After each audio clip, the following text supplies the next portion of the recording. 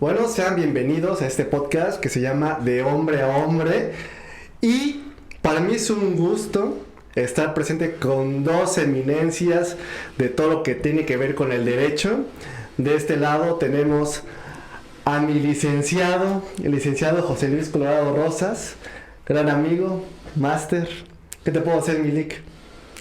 Y de este lado, una eminencia allá en Puebla, el buen licenciado Moisés Barragán. ¿Cómo estás, licenciado? Pues es muy feliz de estar aquí de nuevo, la otra vez con temas que no tenían nada que ver con el derecho. Ahorita creo que tampoco va a tener con el derecho. Vamos a tener participación ahí momentánea con temas legales, pero muy agradecido de estar aquí y espero me inviten más seguido porque la última vez que participé fue en septiembre del año pasado. Entonces, pues muy agradecido, ingeniero, de que me recibas con las puertas abiertas.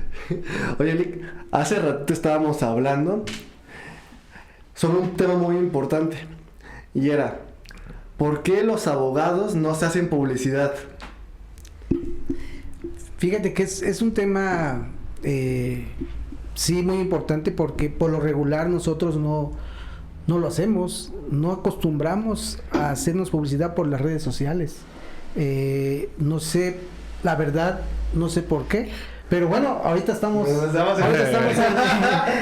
participando contigo y tú nos estás incitando a esto. Y bueno, yo agradecido también de que me hayas invitado junto con mi colega, que a ustedes dos los conozco ya desde hace algunos añitos. Desde que estábamos niños. Oye, la neta, los abogados siempre son muy formales, güey, muy propios. Pero sí o no, que saliendo de la oficina son un pinche desmadre. No, yo estuve rodeado de puros abogados que cómo les gusta el trago, cabrón. Son unas eminencias para lectura, para redactar todo.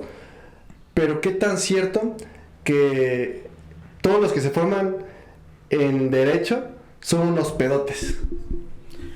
Bueno, sí. Algo hay de cierto, ¿no? Yo estoy ya retirado, pero sí en su momento le entré duro al trago, pero bueno, todo con medida. Yo creo que es que al final ya no se da la medida, pero bueno. Dices, todo con medida, 2 dedos, vámonos.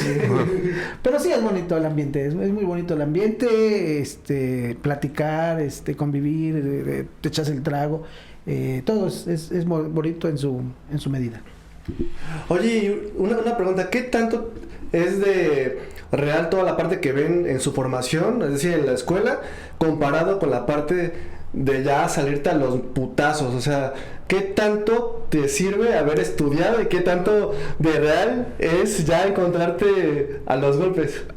Yo creo, bueno, desde mi experiencia, desde mi óptica, que lo fuerte lo aprendes en la calle. O sea, sí, te enseñan a pensar como abogados. Yo creo que la universidad es para meterte ese chip de cómo debes de pensar como abogado, pero realmente los madrazos, los casos prácticos, las incertidumbres, las dudas y todas las cuestiones que van con los que nos litigamos de una forma u otra litigio, es en la calle, no hay otra forma. O sea, aprendes de lo que hablábamos antes de que empezaras a grabar.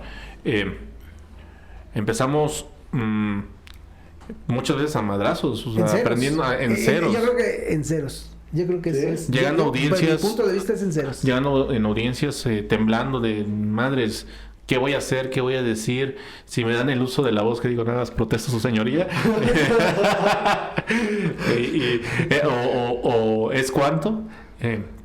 Pero es muy bonito. La verdad es que nunca, bueno, no sé, José Luis, pero nunca se te quita al 100% el miedo. Aprendes a hacer el proceso, ya sabes qué se va a hacer, pero siempre está como ese cosquilleo de que yo creo que es parte de la incertidumbre, ¿no? De qué va a pasar, qué tan buen abogado es mi contraparte, mi colitigante, si es bueno, si no es bueno, si...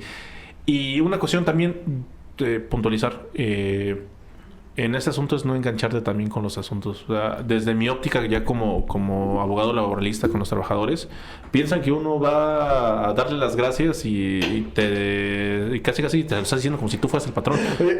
Oye, pero yo sé que tú te tomas las cosas muy personales, güey. ¿Cómo tienes que hacer para no hacerlo?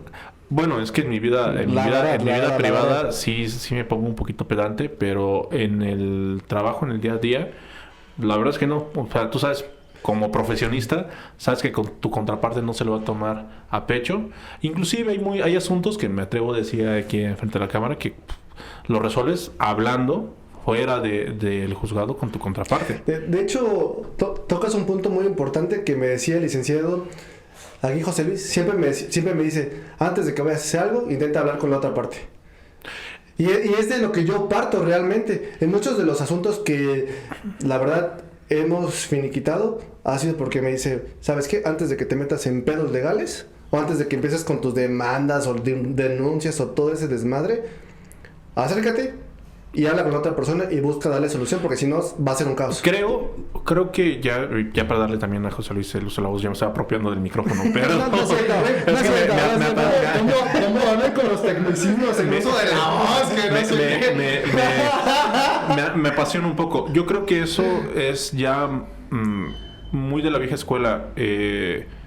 Los abogados no prefieren, bueno, no estoy diciendo, no en mi caso, prefieren meterse a un buen pleito y estarse peleando para justificar lo que van a cobrar. Cuando hay asuntos que son muy sencillos, muy prácticos, que es sentarte con la otra parte, comentarles cuáles son tus expectativas respecto del problema que tienen y que se pueden solucionar inclusive yendo a comer. Pero desafortunadamente luego inclusive ni siquiera quedan manos del abogado. O sea, muchas veces el cliente, por más que lo quieras centrar, no es posible y bueno, ahí no te queda otra más que seguir la instrucción. Al final de cuentas, muchas veces, y no es que en casi todas, aunque nosotros somos los que proyectamos, preparamos el asunto y todo, meramente somos el brazo, o sea, no tenemos toma de decisión en cada uno de los asuntos, pero yo creo que es un tema que ya debe ser superado. De hecho, inclusive, actualmente todos los procedimientos tienen una etapa de conciliación. Todos, inclusive el extinto... Aquí en Veracruz está el CEJAP. Ajá. El CEJAP. Que no sirve para animales, pero ahí está. Pues justamente, ingeniero, en cuestión laboral también hay... En el procedimiento ante los centros estatales de conciliación y los federales, con la reforma del 2019 que entró, bueno, la primera etapa en el 2019 y al menos en mi caso en Puebla hasta el 2021, sí, ya tú como trabajador que te dices despedido, que tienes algún tema con el patrón, para poder iniciar una acción ante los tribunales, primero tienes que agotar como candado obligatorio una etapa prejudicial. Y es una etapa en la cual estás ante una conciliadora, están las dos partes y a ninguno le das la razón. Oye, hablando de personas que son despedidas, ¿qué onda con eso, güey? Si una persona es despedida realmente de forma injustificada, ¿qué es lo que tiene que hacer? Pero la neta, y ser sincero, ¿cuántas personas son... La neta las despidieron por algo que sí hicieron y que no estás reconociendo? Yo no he despedido a nadie, ellos solitos se van. ¿Cómo quieres que diga eso frente a las cámaras? O sea, obviamente no. Ellos solitos se van. Ellos solitos se van. Ellos por su propia voluntad deciden dar por terminada la relación con el patrón y se dan por pagados con el finiquito que en ese momento les exhibes. Capitalismo. No es una cuestión de capitalismo. Son estrategias que como abogado empleas para que no le cueste tanto al patrón. A lo que me refiero, tú lo estás viendo ahorita por el lado del patrón. Y qué chido. Pero si tú eres trabajador, o sea, tú si fueras el abogado del trabajador, ¿qué es lo que le dirías que tiene que hacer para que sí pueda tener su remuneración económica? Primero le diría que no puedo aceptar su trabajo porque nada más defiendo patrones. No es cierto. Es broma. Ya me estoy apropiando mucho del micrófono, ya le voy a dar permiso a José Luis. No, pero ya, con eso termino mi participación momentánea. Siento que los abogados casi no son choreros, ¿eh? Sí somos. Casi no, ¿verdad? Bueno, aquí el licenciado está expresando su sentir, ¿no? Y es muy bueno porque realmente, mira, en cuanto a la escuela que tú decías, a la universidad y todo, para mí el sistema no es el mejor ni el más apropiado, porque yo así lo siento, ¿eh? O sea, definitivamente todo lo aprende uno saliendo. ¿no? Y aquí de la cuestión de los trabajadores, bueno, con la situación que está viviendo México y con lo de la pandemia ha habido muchos despidos. Ajá. Y entonces estaban platicando hace rato que al patrón le corresponde más la carga de la prueba, que no hay una equidad en cuanto legal, en cuanto a las cuestiones de trabajador y patrón. La legislación defiende más al trabajador. Entonces, partiendo de ahí, y aquí el licenciado como defiende a puro patrón, bueno, y se complica más. Y se complica más para el trabajo para él, ¿no? Inclusive, no tienes que ser para defender a un trabajador, no tienes que ser un maestro del derecho laboral, porque inclusive perdiendo el asunto, si te vas a un amparo directo, la autoridad hay suplencia de la queja deficiente. ¿Cuáles son las etapas para poder llegar a un amparo? O sea, ¿cuál es el proceso para que puedas ir ahí? O sea, ¿qué es lo que tuviste que agotar para llegar?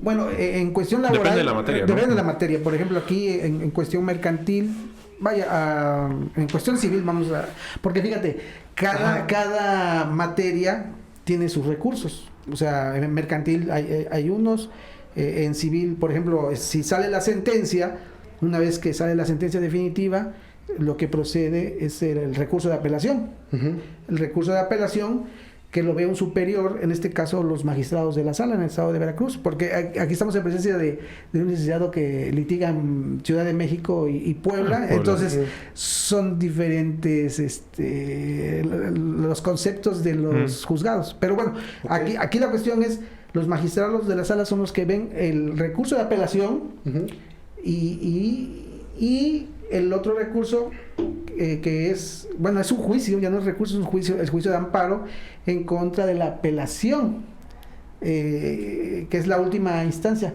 que lo ve el tribunal colegiado. El tribunal colegiado es quien imparte ahí y revisa el actuar de la sala, la que resolvió la apelación. Entonces, estamos hablando de 3 instancias. Que tiene el ciudadano, si no está conforme con la sentencia que dictó el juez de primera instancia. El primigenio. El de primera instancia, si no está conforme, se va a la apelación, la sala revisa el actuar del juez natural y también da una sentencia. Oye, que confirma o revoca. Son muchas etapas, ¿no? Más o menos, ¿qué tiempo estamos hablando? Que una persona, después de que ya tiene una sentencia, todavía tiene como para poder decir, ¿sabes qué? Tú estabas equivocado. O sea, realmente se tarda mucho tiempo los pleitos, la verdad. Primero que tengas tu sentencia, la primigenia, porque tanto puede ser 2 años como puede ser... Es muy variable, ¿no? Yo tengo un asunto en el despacho del 2003. Entonces, estamos en 2023, ya lleva 20 añitos. Nada más. Y estamos hablando de un asunto que está en primera instancia. O sea, aún previo a que salga la sentencia, pues ya te lo puedes llevar al amparo, amparo directo. Sí, es que hay muchos recursos dentro del procedimiento que también puedes hacer que no llegue a la sentencia definitiva. Entonces puedes promover incidentes de nulidad y un sinnúmero de recursos. Bueno, yo no me dedico a lo civil ni a lo mercantil, pero Lick, tú no me dejarás mentir, creo que es el único procedimiento actual que ya no es tan oral. O sea, sí hay casos en los cuales se permite la oralidad, pero al ser tradicional y por escrito, pues cada acuerdo que emite la autoridad lo impugnas y ahí se hace un verdadero no tortuguismo, pero la misma situación de impugnarlo hace que lo vea otra instancia. Y en lo que la otra instancia lo ventila, ganas tiempo, pierdes tiempo. Por ejemplo, ahorita el tribunal colegiado está tardando casi un año en resolver un amparo. ¿Con amparos directos? Sí. El colegiado. Sí, totalmente de acuerdo. El de distritos quizás está tardando menos, pero el colegiado está tardando... Por su naturaleza, ¿no? Por los asuntos específicos que el juzgado de distrito tiene competencia. Tiene competencia. Y con la pandemia, volvemos a ver, nos alcanzó la pandemia y se extendió el tiempo para resolver un asunto. Y más cuando los juzgados tienen un buen de vacaciones, ¿eh? ¿Cómo ha pasado? Oye, tienes que apurarte en noviembre porque en diciembre ya se van los juzgados. Sí, es muy común ahora las últimas 2 semanas, las últimas 2 semanas pero el colegiado, por ejemplo, tiene menos vacaciones, menos días inhábiles. Y ese también es un asunto, ese es un asunto de primerizo. Los juzgados de distrito no se van de vacaciones. Entonces, si tú piensas que se fueron de vacaciones y no presentas tu amparo indirecto, ya te comiste el término y ya te chingaste. Es que varían los descansos. También es una cuestión... es que somos muy formalistas. Entonces, nosotros tenemos un tiempo para poder hacer algo. Ajá. Los términos son definitivos. Tema, ¿eh? O sea, ¿cómo son los términos? O sea, ¿quién te dice los términos? Aquí la ley te marca términos. Por ejemplo, en materia mercantil, en materia civil. Y en nuestro caso los términos son fatales. El término es la oportunidad que te da la autoridad para impugnar algún auto, ¿sí? Y lo que hablábamos, las sentencias. Son términos, por ejemplo, en materia civil son 5 días. Uh-huh. Tú tienes 5 días a partir de que estás notificado para interponer el recurso de apelación. Ok. Y en su caso, cuando resuelven la apelación, tú tienes el término de, una vez que estás notificado, de 15 días para interponer el juicio de amparo. O sea, si tú lo haces un día después, bye. Te chingaste. Y se acabó. Es que ustedes ganan por toda la parte administrativa, ¿eh? O sea, lo hiciste mal, lo fundamentaste mal, no lo presentaste en tiempo. Bueno, y los abogados, nosotros nos estamos viendo los errores del contrario. Es correcto. Porque ahí es donde nosotros vemos los errores y aprovechamos. Y sobre eso. Y de la propia autoridad también. Y de la propia autoridad, porque la propia autoridad también tiene sus... No es que... Inclusive la apelación son los errores que uno considera, o sea, agravios que emite en este caso, por ejemplo, el juez natural, para irnos a la apelación. Y hablando de errores, ¿cuáles son los errores más comunes que comete un abogado cuando está iniciando? O incluso un abogado ya viejo lobo de mar. O sea, ¿cuáles son los errores que literal dices, no mames, que la cagué por esto? O porque sé que hay un buen que se puede cometer. Uno clásico, el básico, ya el de cajón. Te vas a presentar tu promoción y dejas el acuse y te llevas al original. O sea, el que está firmado te lo llevas y dejas el que no está firmado. Y obviamente cuando dejas tu acuse que no está firmado, es tanto como que no hayas presentado nada, porque no estás ratificando lo que del escrito que estás presentando se desprende. Entonces es como si no hubieras presentado nada y ahí también, adiós. No hubo nada. No hubo nada, no presentaste nada. Y sí pasa. Bueno, es la certeza jurídica, ¿no? De aquí la cuestión. Pero sí, o sea, hay muchos errores que yo no he cometido, ¿eh?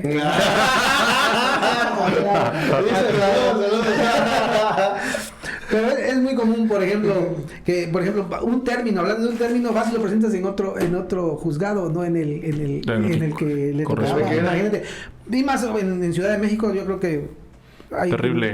¿Cuántos juzgados son? No tengo idea, la verdad, pero son bastantes y sincerándome, la verdad es que luego sí me preocupa cuando tengo que comparecer en Ciudad de México, porque ahí tienen unos criterios más rebuscados, pues a final de cuentas son los que tienen de primera mano lo que se emite y son los más adelantados en derecho. Entonces yo me acuerdo que la primera vez que fui, un ejemplo, a la ¿cómo se llama? A la Junta de Conciliación y Arbitraje de la Ciudad de México, me saqué de onda que en primero no te dirigías directamente con la secretaria o el secretario de acuerdos.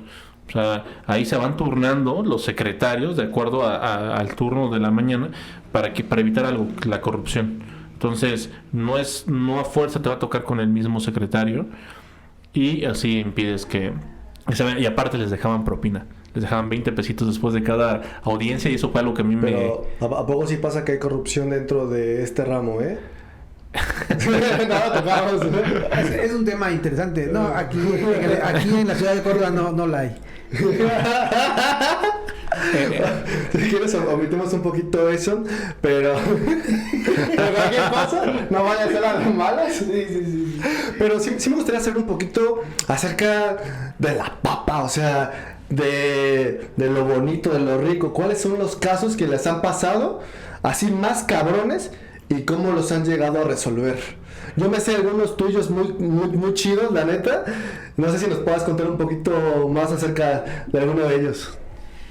Bueno, sí, en mi experiencia sí he tenido muchas satisfacciones de varios asuntos que he llevado, y que, bueno, se dan las cosas, se dan las circunstancias, y es una satisfacción ganar, no sé si sea la palabra, pero... A ver, cuéntame uno. Uno que tengas por ahí. Es que mira, hay muchos, o sea, hay cuestiones familiares, cuestión penal, cuestión mercantil, cuestión familiar, o sea, es amplio el... ¿Existe la posibilidad que me puedas contar algún caso que hayas tenido en la parte penal? Que es como lo más grueso, donde... Sí, la situación penal es una cuestión pues un poco delicada, podríamos decirlo así, ¿no? Que no cualquier abogado litiga la cuestión penal. Entonces, yo he tenido la oportunidad de llevar asuntos penales, portación de armas de fuego, quizás no tan grave la situación, ¿no? Nada más. Pero en mi caso en especial, eran 2 armas de fuego. Ajá. Una de uso exclusivo del ejército y otra que puedes portar con permiso. Entonces, en este caso, tenían la de uso exclusivo del ejército y tenían la otra arma sin permiso. Entonces, eran 2 delitos. Ok. Era un concurso. Uno federal y uno local, ¿no? No, en este caso eran los 2 del ámbito federal. No sé, pero a final del día, como se le imputaron los 2 delitos, entonces eran 2 delitos diferentes. El arma de uso exclusivo del ejército y el de portación. Entonces, al haber un concurso de delitos, entonces la penalidad se incrementó. Okay. Y eso hizo que en su momento, aunque estaba bajo fianza, no estaba detenido, estaba bajo fianza, eso hizo que se incrementara la pena, y al rebasar la penalidad por más de 4 años, la sentencia hacía que no alcanzara ningún beneficio. Ahí fue donde la situación se vino un poquito más complicada. Ya después pasaron muchas cosas, pero al final del día fue un juicio que tardó 3 años, y siempre el cliente pues estuvo en libertad, pero sí se complicó cuando vino la sentencia, porque se le imputaron los dos delitos. Hubo un concurso por... O sea, por ejemplo, si tienes una pena de 2 años por algún delito y tienes en el otro 3, se suman. ¿Se suman? Pero se suman así de forma equitativa, o sea, son 2 y 3 son 5, o por los 2 ya son 7, por ser más grave, por haber cometido 2. Es que en este caso la penalidad, me acuerdo que era de 3 años, la de portación de arma de fuego de uso exclusivo de ejército, era por 3 años la penalidad. Y dice la ley que por el otro delito se podía incrementar hasta la mitad de la pena de los 3 años. Entonces estábamos hablando de 4 años y medio. Pero que era lo que yo decía, bueno, es que es un hasta, es una situación no es coercitivo, sino es discrecional. Es una cuestión discrecional que puede implementar el juez, y en aquel tiempo la sentencia fue de 1 año y medio más. Ok. Pero podía haber sido menos, ¿no? Porque ahí se tendría que ver la cuestión de que era un delincuente primario, no tenía antecedentes penales, etcétera, etcétera, y yo consideraba que igual y su penalidad no podía, debería ser menor a los 4 años para que alcanzara la fianza, el beneficio de estar, de no estar los 4 años y medio recluido. Es bastante común que tengan ese tipo de situaciones en la parte penal, personas que llegan por portación de armas, por portación de un poquito de marihuana, cocaína, bueno, de drogas. Hay algo muy usual que hace la policía municipal, que es los retenes son ilegales, pero vamos más allá.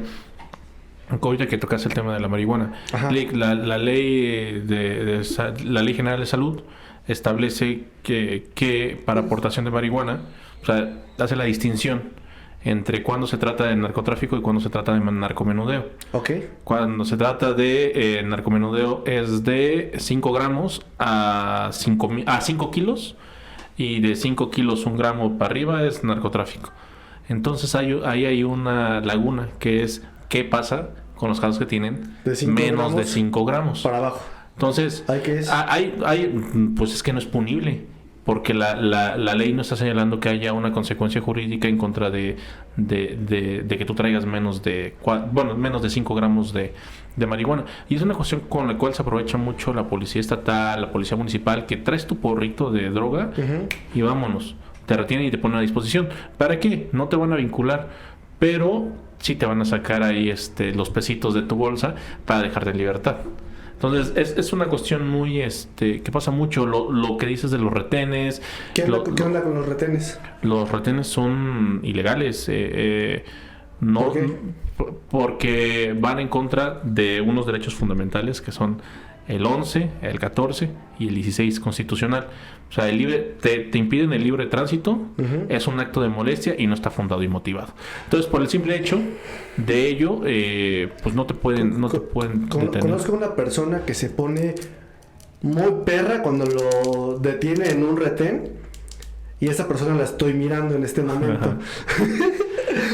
O sea, ¿cuáles son los argumentos que las personas pueden tener si te están deteniendo en un retén? ¿O qué es lo que puedes decir? Nunca bajarte de la unidad.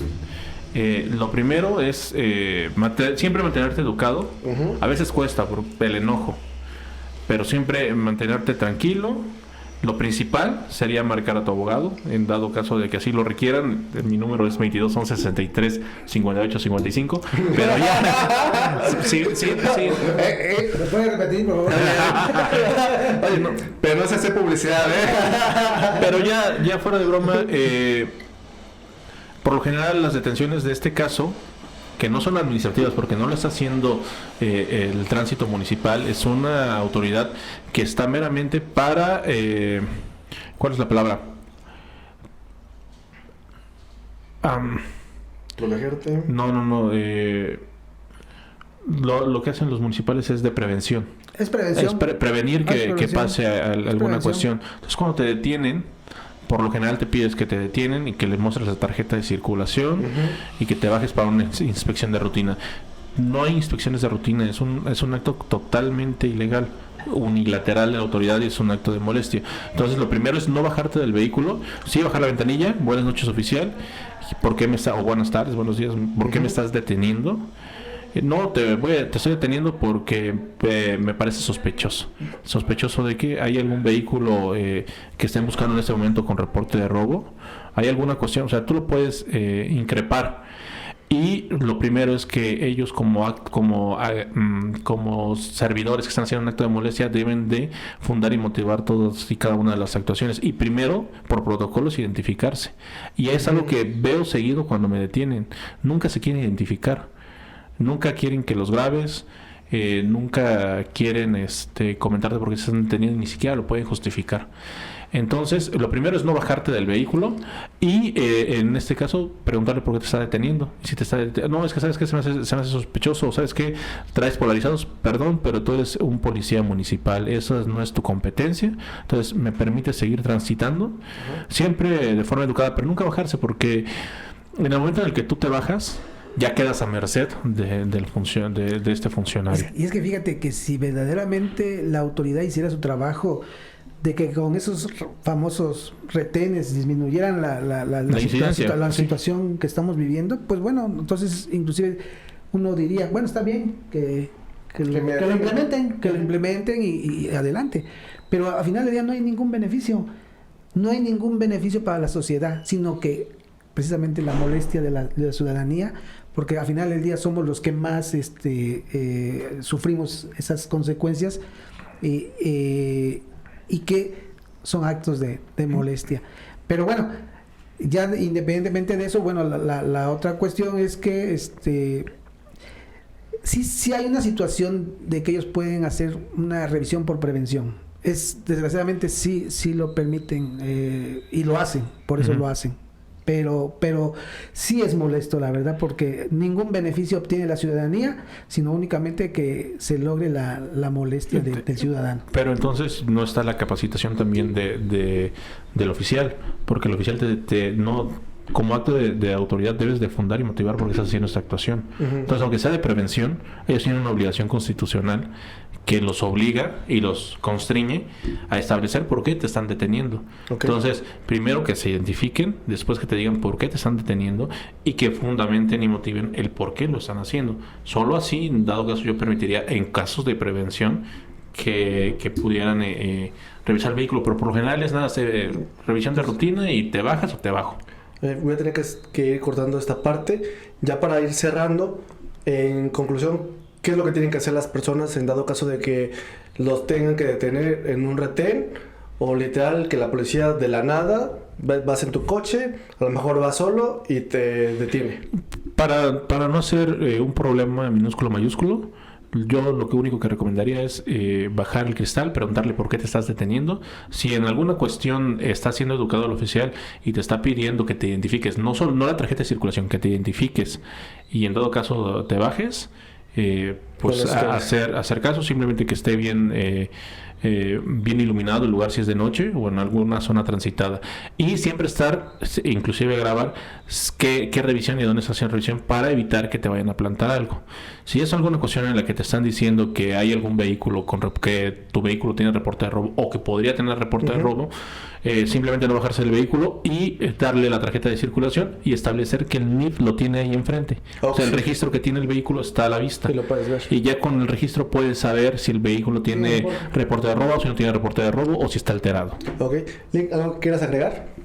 No, pues la verdad que estoy con unas personas muy agradables que aprecio desde hace mucho tiempo. Muchos y años. que es mi primera, ¿cómo se llama esto? Colaboración. Pero tiene un nombre, ¿no? Podcast. Podcast. Entonces estoy muy agradecido con ustedes de que me hayan, ingeniero, que nos hayas invitado a esta charla, a esta plática. Pues igualmente, licenciado, yo les quiero agradecer por estar acá, está muy interesante y creo que estaría muy bueno para una segunda parte. Ya hablemos de temas específicos y un tema que tenemos nosotros todos los días, que tú sabes, que es en el asunto inmobiliario, donde vemos intestados, que una persona se metió a mi casa, que dejaron de pagar las rentas y mucho tipo de situaciones que vemos todos los días. Lick, igual, un gusto, muchas gracias por acompañarnos. Muchas gracias por la invitación. Y nos vemos en la siguiente. Te saludo con la derecha y eres zurdo, güey.